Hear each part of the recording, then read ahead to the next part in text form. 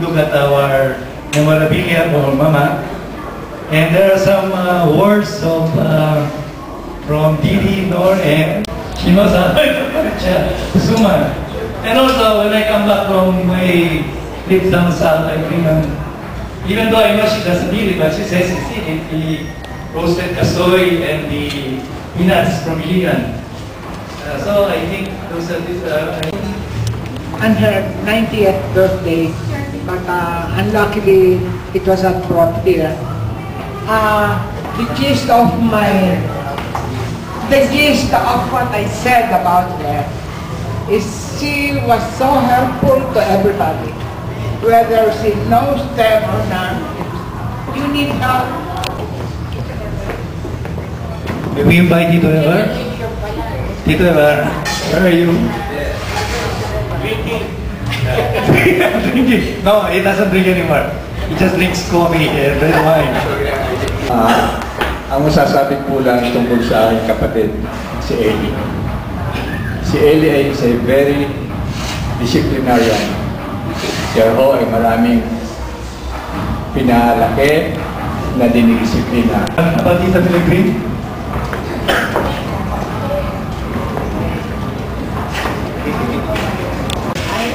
I drafted this early this morning when I woke up. I drafted this for Ellie. Good morning, everybody.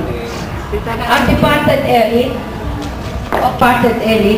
occupies a soft spot in my heart, for she is somebody very special to me. But I cannot forget, every time she goes to Taal and I show no concern, pakikita mo niyo naghihinakit yan. Kailangan, I have to show na mahal ko ang Taal. Kailangan pakita ko na I'm so...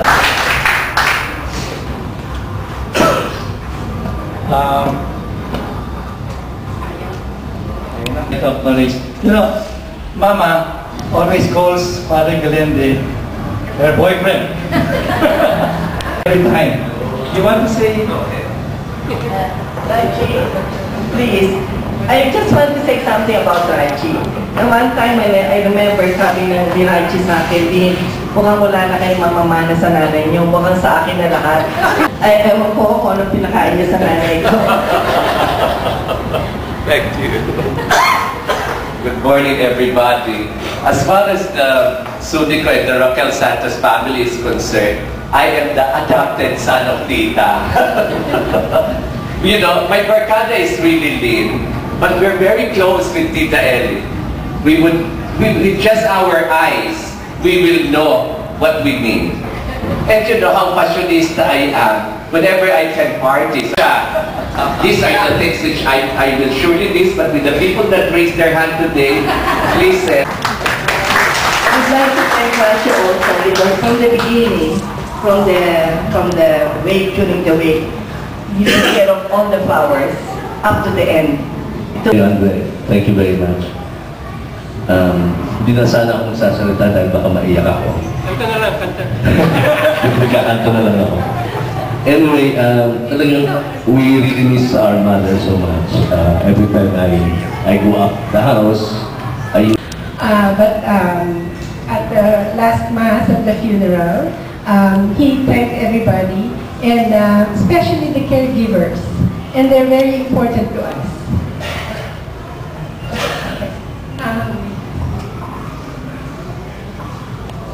Just on top of your papers, just a little something so you will appreciate this more. Instead of just a regular thank you card, we decided to print. This is an etching. It's a print. I'm a printmaker, and this is the veil of my mom, of our mother, at her wedding.